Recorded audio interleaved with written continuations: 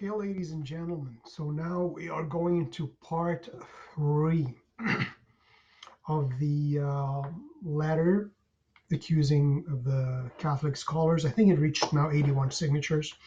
I don't know, maybe even more now. Again, there's some good priests supporting it, some attacking, not attacking it, but kind of saying we shouldn't be accusing the Pope of heresy because give him a chance to answer. Problem is, he had years to answer and he'd never answered.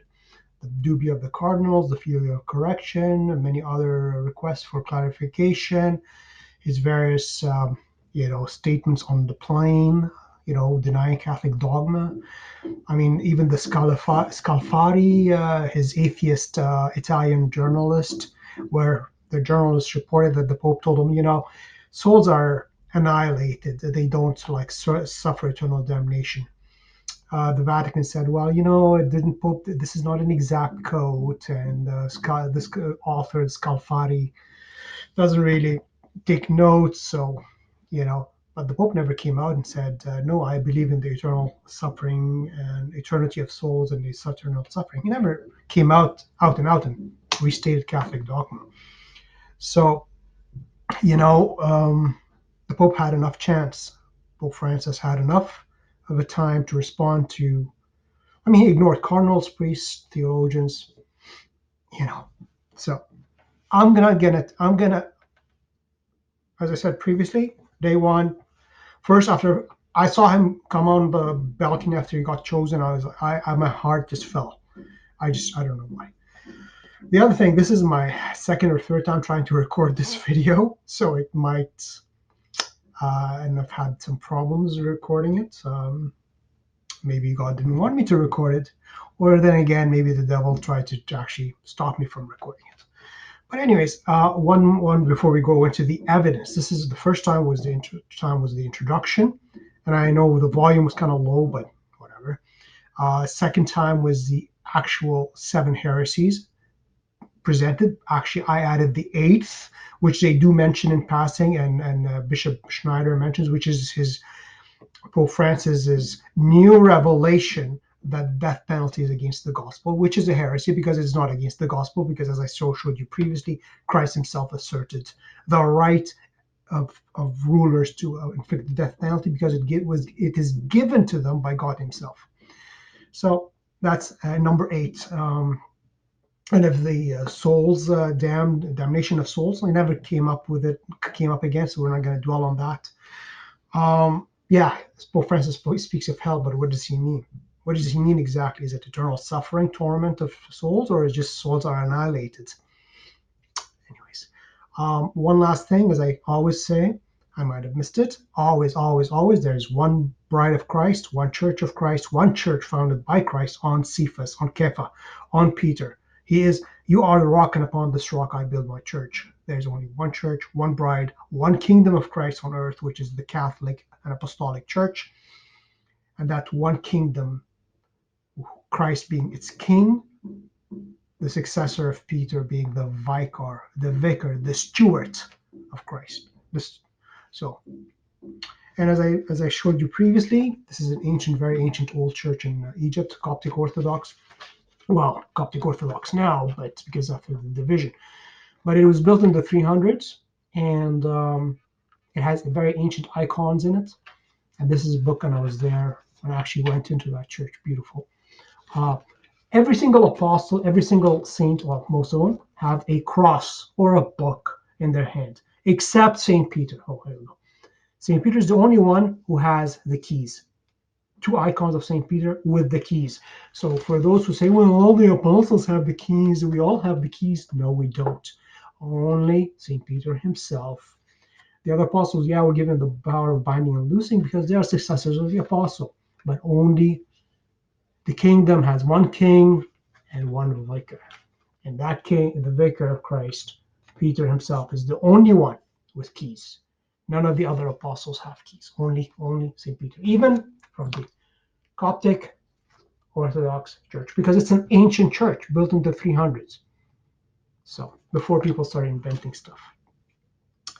Anyways, as I said, That only gives us a reason to fight for the truth, fight for the bride of Christ, fight for the kingdom of Christ, be true warriors, true defenders of truth against anybody and everybody. Anyways, so let's go into the evidence of the priests who and theologians and scholars who did this accusation of Pope Francis, because they said, look, we waited long enough, no answer. The words of Pope Francis lend themselves to heretical, non-Catholic, non-Christian interpretation.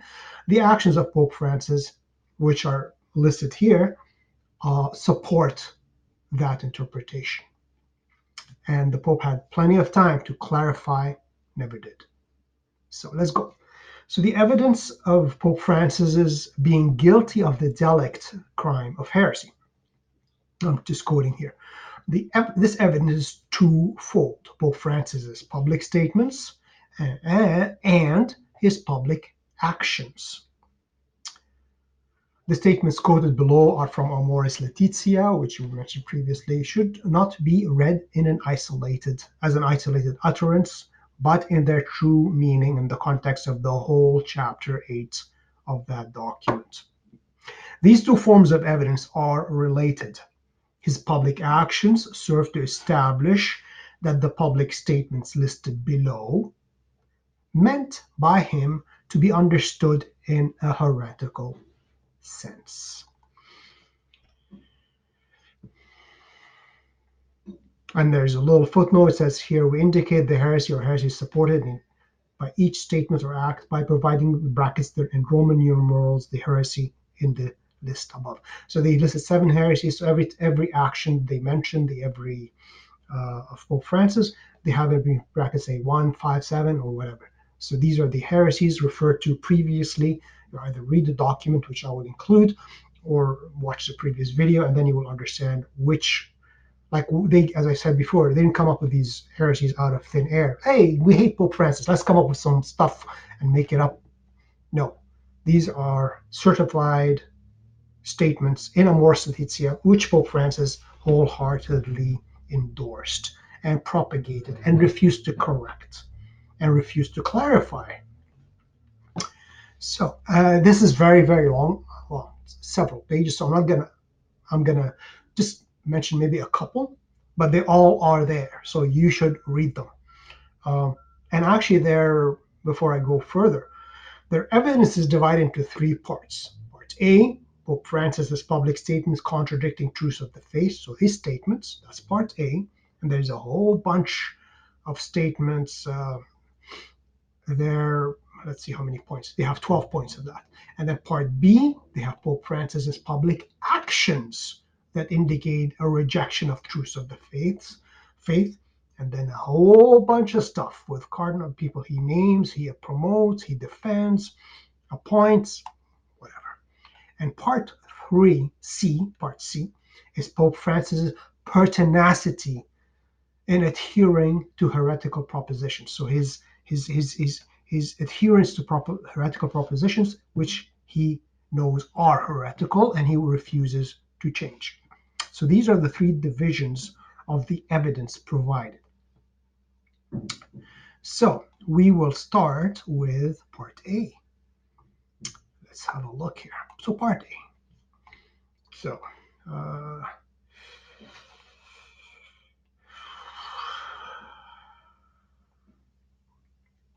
I'm going to skip part number 1. Again, Amoris Laetitia number 295. I'm going to do number 298. I'm just seeing this because there's a lot of stuff here.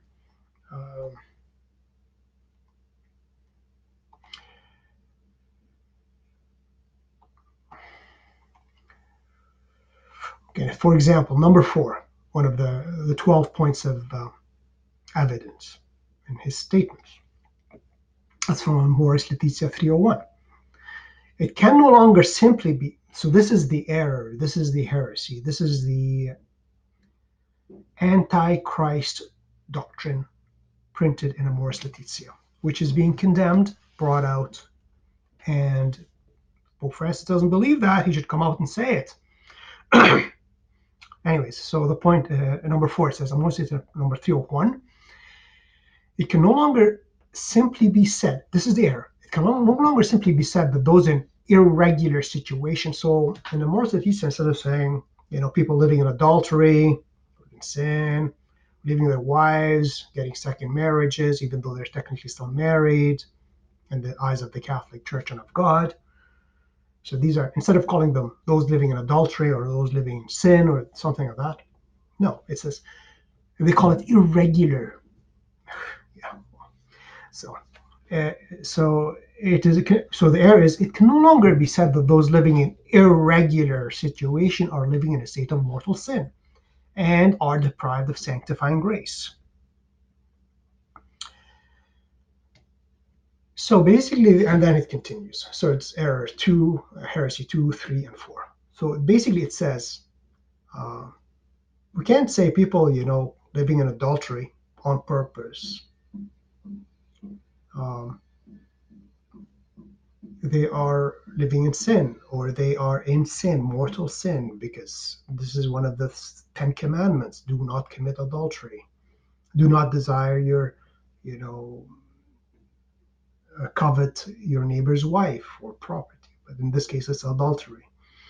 So he's saying here that, so basically, Amor Laetitia, it says we can't tell these people that they're living in mortal sin or that they don't have grace, when in fact that's exactly what their objective situation is. They are in adultery, they are in sin, mortal sin, because it's not a little thing, and they do not have the grace of God because they are on purpose committing a adultery, a sin condemned by God.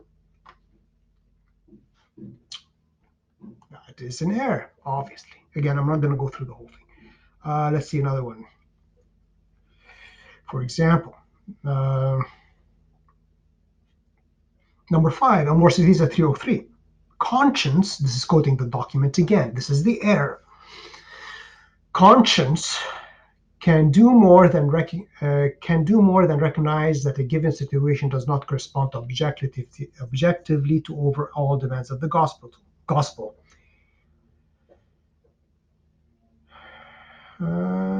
Certain moral insecurity, complexity, one's limits, and fully objective reality. This is just too much words. You have to kind of read it. I want to just find the more clear, easy to understand ones. For example, number 7 here. It quotes the bishops of Buenos Aires, Argentina, who basically said, yeah, if you're living in an irregular situation and you basically don't want to uh, repent of your actions, no problem. That's fine. Maybe your conscience tells you it's okay. Uh, you can come and receive Holy Communion and go to confession, reconciliation, the sacrament of reconciliation. Now, I am living in adultery. I am living with somebody who's not my wife, or maybe I just left my wife and I'm just shacking up with somebody, or the woman. We're just in general. Now, the bishops of Buenos Aires say, oh, you're living in an irregular situation. You can still come to the sacrament of reconciliation and receive Holy Communion. Uh, so they can continue maturing and growing with the power of grace. Now, this is absolute sacrilege because these people do not have any intention of repenting of their sin.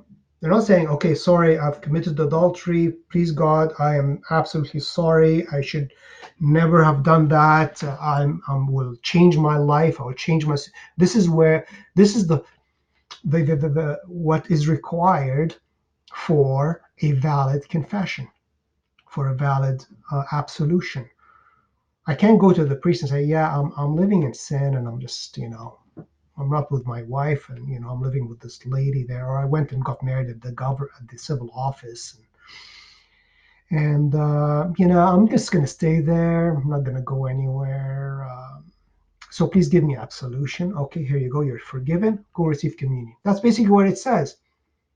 So no forgive. How can so basically they're telling people go confess when you're not really sorry for your sin, and receive Holy Communion sacrilegiously because you are in a state of mortal sin, and you are receiving and eating and drinking judgment on yourself, as St. Paul himself says. Those who don't discern the body and blood of Christ eat and drink judgment on themselves. So all of us should be examine ourselves before we go to Holy Communion. In the old liturgies, in the East, I think John, the Mass of the liturgy of St. John Chrysostom says, the holy is for the holy. Qudus al-Quddisin. The holy is for those saints. Yeah, I think it's so. So you have to be in a state of grace. You cannot say throw pearl before swine, as Christ says. So you cannot approach God incarnate in a state of sin. Anybody. So when you see when you go to a regular mass and see 99.9% going to communion people, how many of these people have actually gone to confession in the last 10 years? I'm gonna guess at least 50% of them, if not 80 or 90. They just go as a routine because the sense of the sacred has gone, the sense that this is God Almighty you're receiving. You should approach with fear and trembling, examining yourself before you approach, as the early church always taught. Examine yourself, judge yourself because you don't want to be judged. But the bishops of Argentina says, come on down. And of course, Pope Francis, being a good Argentine himself, supported their interpretations. Told them, because people said, no, you cannot understand the Mora Simplicia like that. But the bishops of Argentina said, no, this is the way it is. And Pope Francis supported their interpretation and actually asked if their interpretation put in the Acts of the Apostolic See, it's the official documents, as that's the interpretation Pope Francis himself accepts. For example, number 8 here. On June 16th, 2016, at the Pastoral Congress for the Diocese of Rome, Pope Francis stated that, now in quotes, cohabiting couples have the grace of matrimony. That's Heresy 2, 4, and 5. How can people, not even married, not even civilly, they're just living together, cohabiting couples have the grace of matrimony? How could that be? That's called what Catholics used to call fornication. It's living in sin, shacking up. Number 9, let's see here.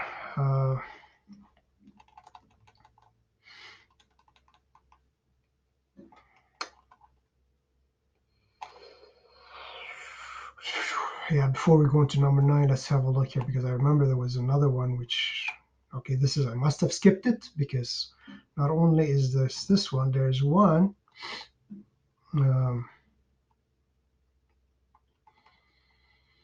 where it says,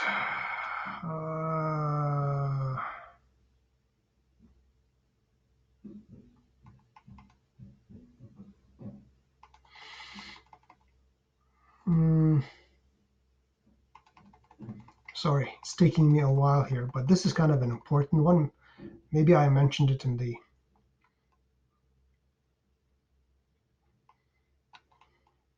what, let's skip that. As I said, read the whole thing. It is like rock solid. So after he supports the bishops of Argentina,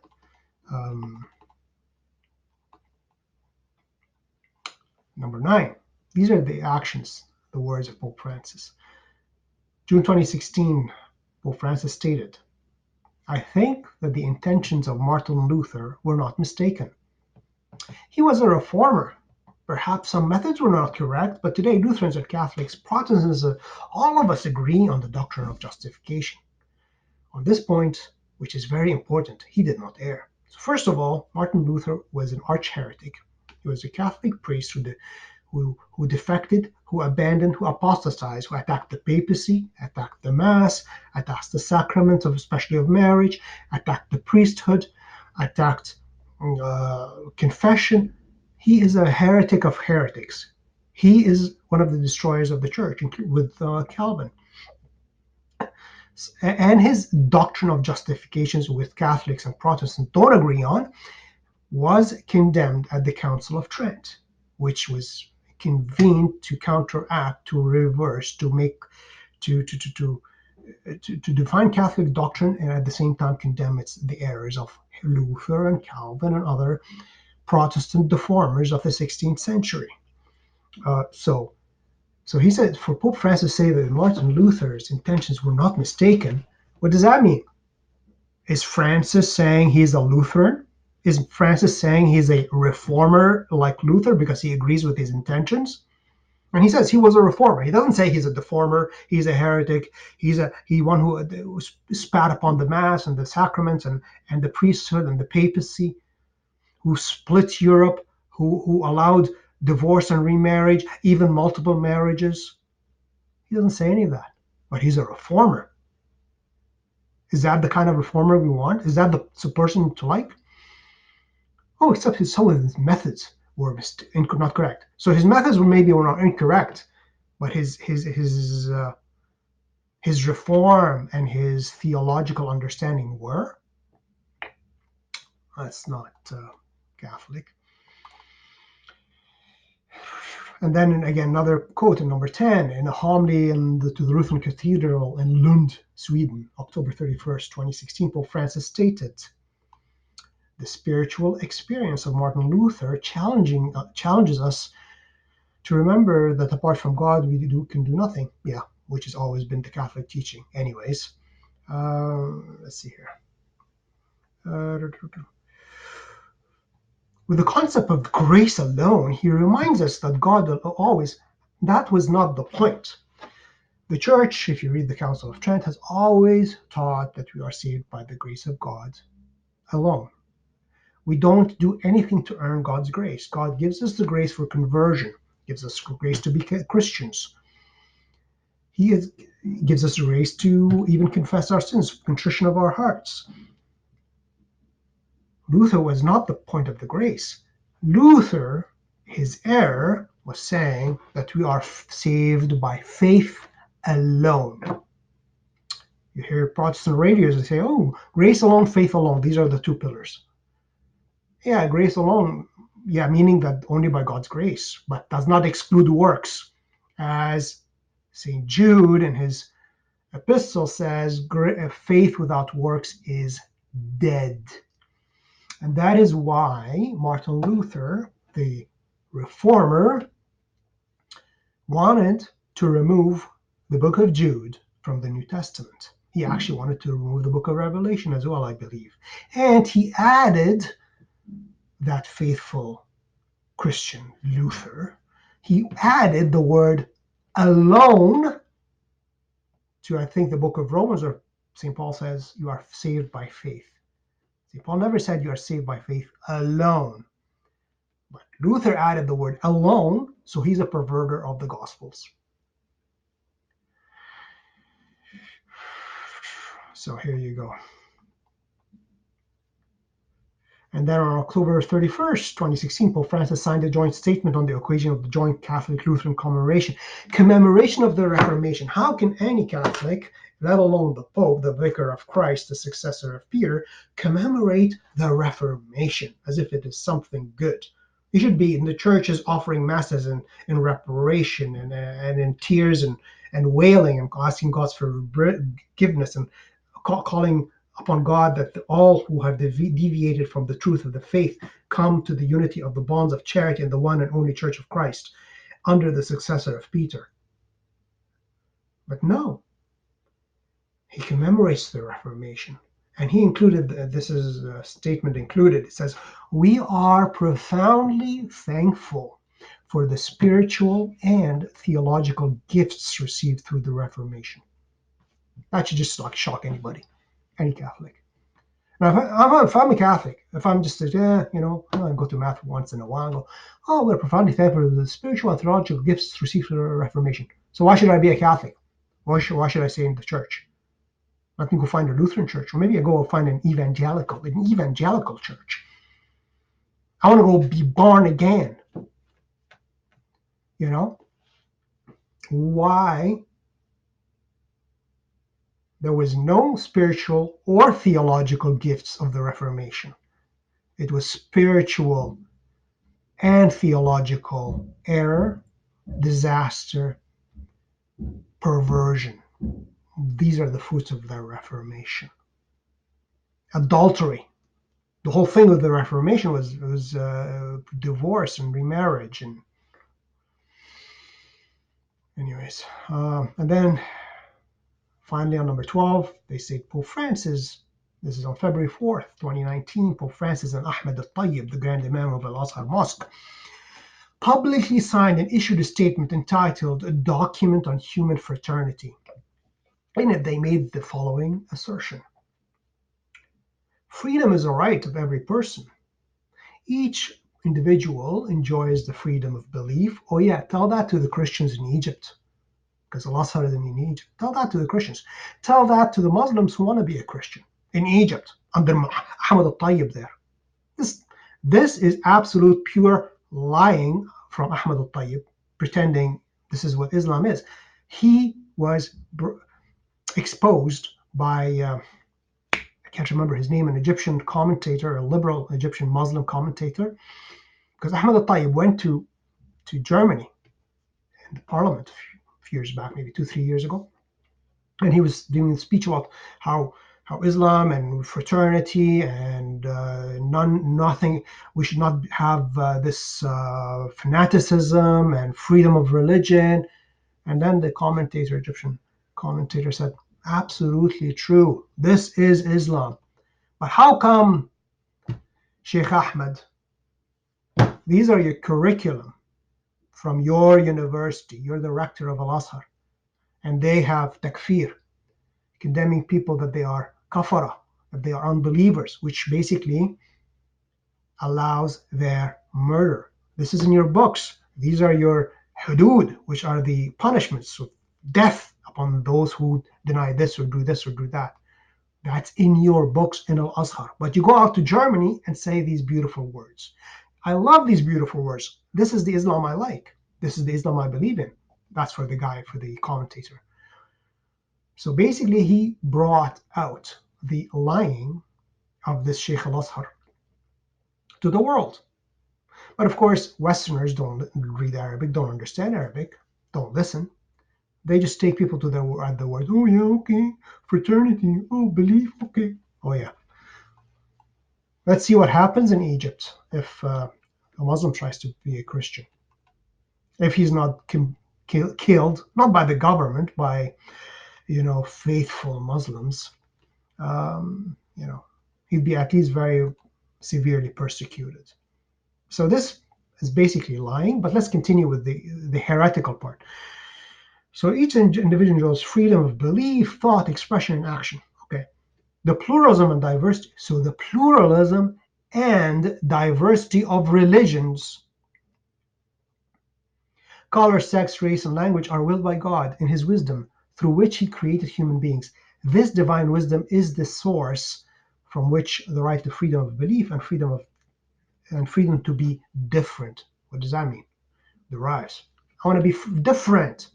What does that mean? Hint, hint. Anyways, you know what I mean.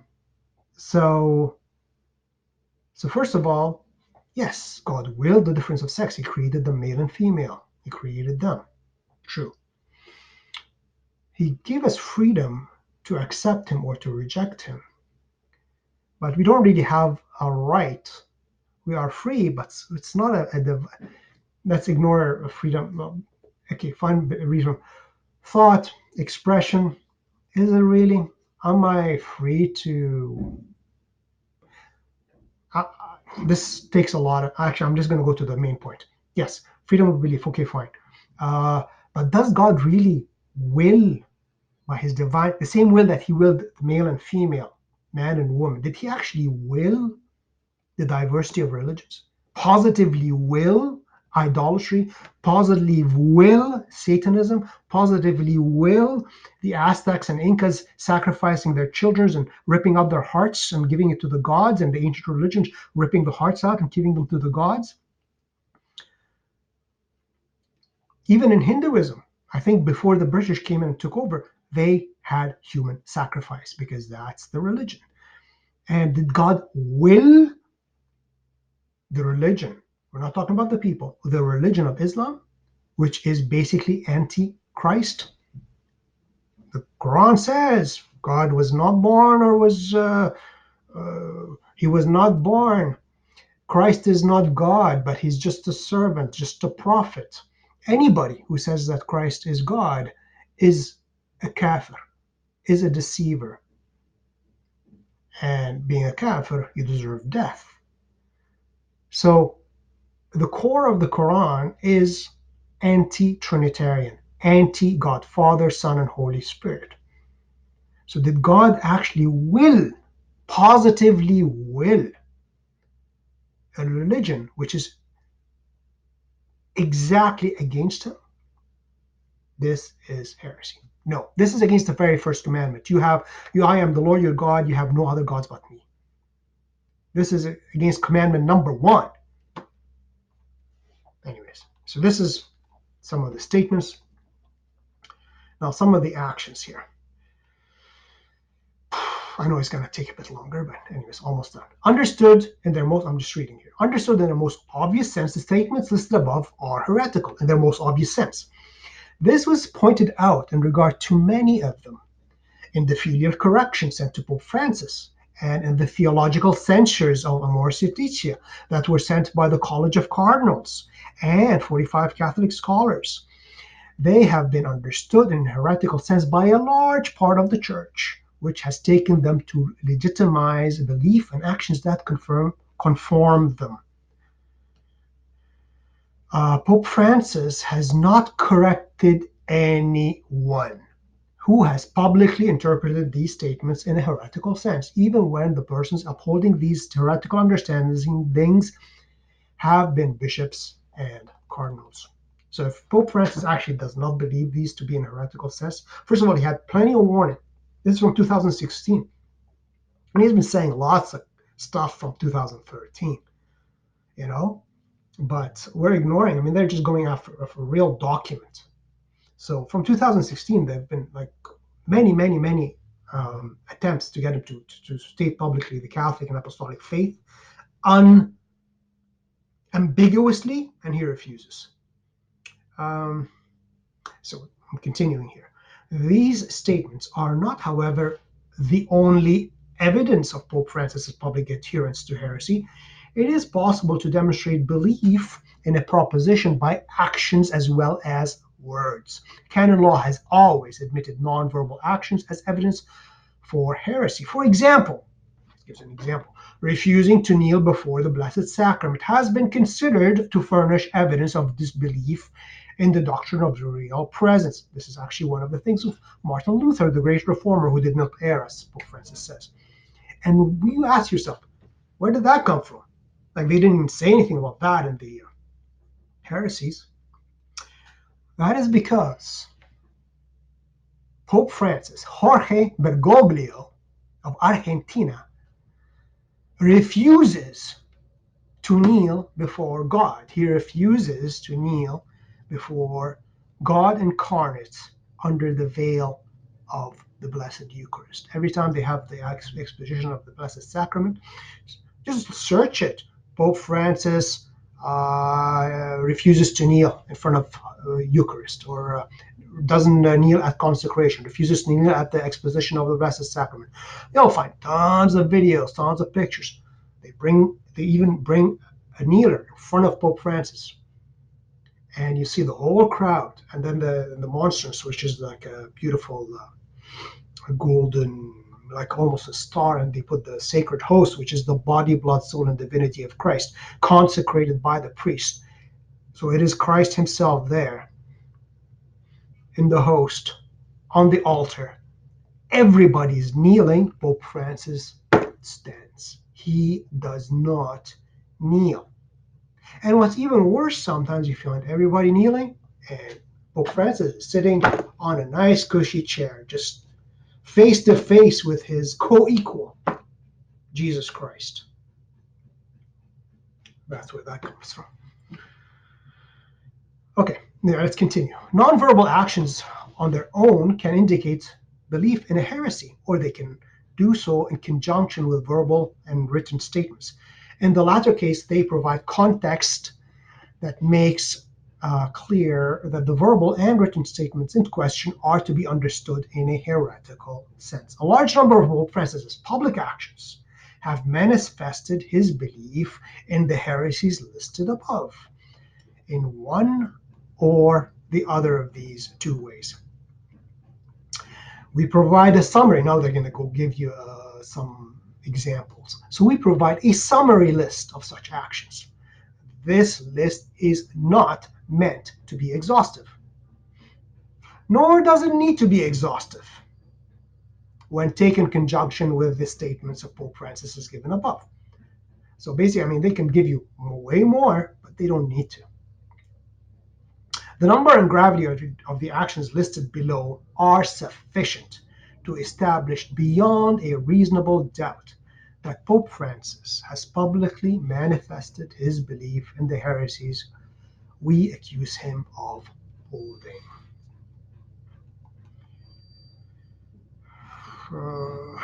So should I go reading a bit more? Maybe a couple of lines. Pope Francis' actions manifest his belief in the heresies listed above in several ways. Such actions include protecting, promoting, and praising clerics and laymen who have manifested beliefs in these heresies and who have consistently acted in ways that defy the truths which these heresies contradict. Canon law has traditionally considered that protecting, promoting, and helping heretics can itself be evidence of heresy. By praising clerics and laity who advance these heresies, or by naming them to influential posts, or by protecting clerics of this kind from punishment or demotion when they have committed gravely immoral and criminal acts, he assists them to spread their heretical beliefs. By choosing heretical prelates, where are we here? For the most important positions in the Roman Curia, which is the government of the church, he puts the most heretical clerics. He kicked out Gerhard Müller from the Congregation of the Doctrine of Faith. He removed some of his assistants, very highly ranked, before he removed him from the same congregation. He removed Cardinal Burke from the Apostolic Signatura, which is the highest court of the church. He removed and demoted and replaced them with people who actually are, to say the least,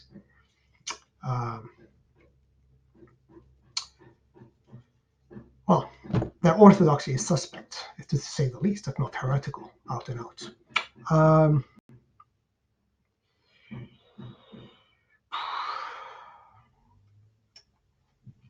Where are we here?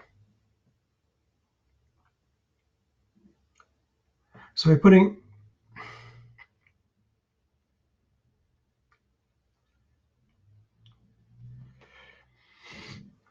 by promoting clerics guilty of more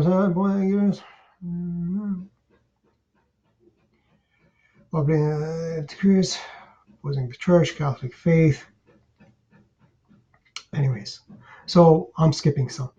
It is noteworthy that Pope Francis's public approval and endorsement are not indiscriminate.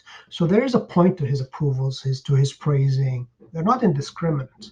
He does not often, I would say, ever extend his praise to Catholics who are known for being entirely faithful to the teaching of the faith, or hold up the behavior of individual Catholics of this kind as examples to follow. And it is also to be observed how he has demoted and sidelined those of faithful and orthodox stamp. The following is a list of actions that indicate belief in the heresies above. And then go bam, cardinal, bishop. They're actually listing tons of cardinals, even one of the highest ranking in the church. And how these cardinals, are promoters of the heresies they're accusing them of. Perverts like McCarrick, Um, Archbishop Bishop Juan Barros of Madrid. Again, this is covered up sexual crimes. Anyways, again, there's I don't know how many pages of this stuff. I'm gonna just go with a couple. He praised Emma Bonino. Emma Bonino is the foremost political activist on behalf of abortion and euthanasia in Italy. And she boasted of personally performing many abortions. I don't know if it's 1,000 or whatever, but she's proud of it too.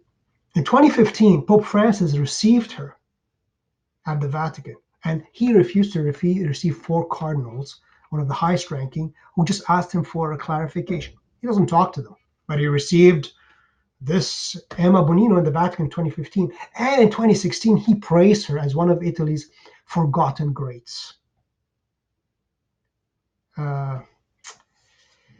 I guess, when you're praising somebody who acts on behalf of Satan as a forgotten great, birds of a feather fly together, as they say. And then the next one, another of his actions, Pontifical Academy of Life. In 2016, Pope Francis dismissed, I think this was founded by Pope John Paul II or something, to promote life and Catholic understanding of marriage and euthanasia and so forth. In 2016, Pope Francis dismissed all 132 members of the Pontifical Academy for Life. He removed the requirement that members of the Academy swear to uphold Catholic teaching or human life and not perform destructive research on the embryo or fetus, elective abortions, or euthanasia. So he removed this requirement. They don't even have to be believing Catholics, and they can perform whatever they want to do.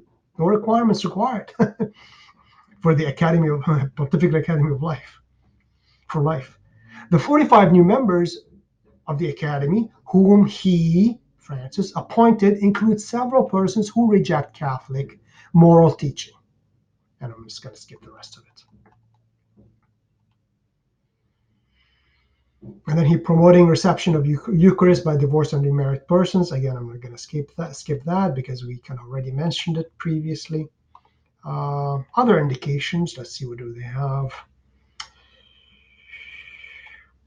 Pope Francis has failed to speak a word in support of popular campaigns to preserve Catholic countries from abortion and homosexuality. For example, before the referendum to introduce abortion to Ireland in May 2018, never utters a word, doesn't support any pro-life activity, Pope Francis, not at all. If he's praising it as one of the greats, an abortionist and an euthanasia promoter, Emma Bonino, what do you expect? At the opening Mass of Synod on Youth in 2018, Pope Francis carried a staff in the form of a stang, an object used in satanic rituals.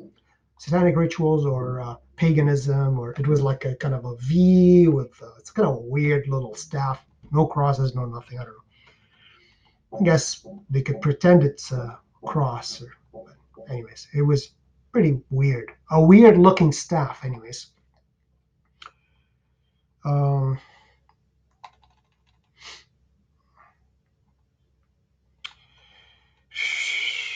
During the Second Synod of Youth, again in 2018, Pope Francis wore a distorted rainbow-colored cross, a rainbow being popularly promoted symbol of the homosexual movement. Not that he didn't know that already. Of course he did. Of course, the rainbow the rainbow originally came when God brought the rainbow in the sky to show Noah. This was the sign of the covenant to Noah and God that God will not destroy the world by a flood again. And that was the symbol of the covenant. But people took this beautiful symbol of the rainbow to promote perversion and sin. Pope Francis has concluded an agreement with China that permits Chinese government to choose Catholic bishops in that country, and has ordered a number of faithful Catholic bishops to yield their diocese to bishops appointed by the state. And actually, the bishop, Cardinal Zen, a Chinese bishop from Hong Kong, he opposed this, called it treason, treason against the faithful Catholics of China, treason against the underground church in China. Um, and Pope Francis doesn't care. So finally, actually, Bishop Zen, I believe I read it a few months ago or a couple of months ago, that he said, you know what, I'm tired of fighting with the successor of Peter. I'm just leaving this and going to a monastery. I do not want to be fighting with the successor of Peter anymore. And what happened as soon as Pope Francis signed this agreement? Look it up. The Chinese communist atheistic government. How can the Pope allow an atheistic anti-Christian government to appoint bishops or approve them? Anyways, this government started destroying Catholic churches, Catholic sanctuaries. Even up to like last week, I've been seeing people destroying churches, not monasteries, churches, sanctuaries, and not a peep from the Vatican, not a peep from Pope Francis. Because, they're fellow socialists, doing their thing. Can attack a fellow socialist for destroying churches in China, but of course Pope Francis can attack Donald Trump because he's too nationalistic. Because Donald Trump loves his country and people, and actually the poor of his country by trying to prevent illegal immigration, and so the poor of the United States will rise up. But Francis attacks him for trying to preserve the government and the country, but he doesn't say anything to the communist atheists who destroy churches and kill Christians. That's okay. Anyways,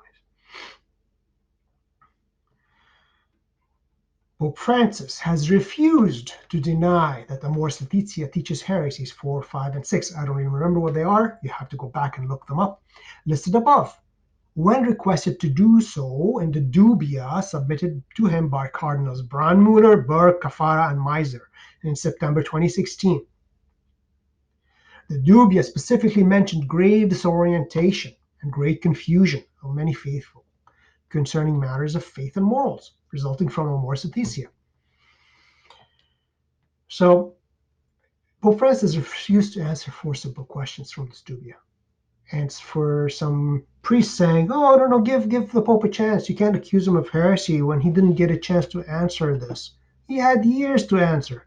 He's been petitioned. He was asked, and he refuses. He doesn't say anything." Finally, that's how we're going to end it on this video. Number C, Pope Francis' pertinacity in adhering to heretical proposition. So here it says, Pope Francis can't claim ignorance, basically. He knows what he's doing. He studied. He knows what the doctrine of the Catholic Church is, yet he chooses to go against it. And that's pertinacity. Even after he'd been warned and petitioned and implored. So Pope Francis completed the theological studies necessary for ordination, obtained a license in philosophy and a license in theology. He became a university professor in theology at the Facultades de Filosofía y Teología in San Miguel, probably in Argentina, a Jesuit university in Argentina. He subsequently became the rector of these faculties. The Apostolic Exhortation Familiaris Consortio and the encyclical Veritatis Splendor of Pope John Paul II, which condemned many of the heresies listed above, were issued while he was a priest and a bishop, respectively. He cited Familiaris Consortio in his writings and took part in a theological conference on Veritatis Splendor in 2004, in which he made a contribution to the conference, asserting the doctrines denied in Heresy 6, given above.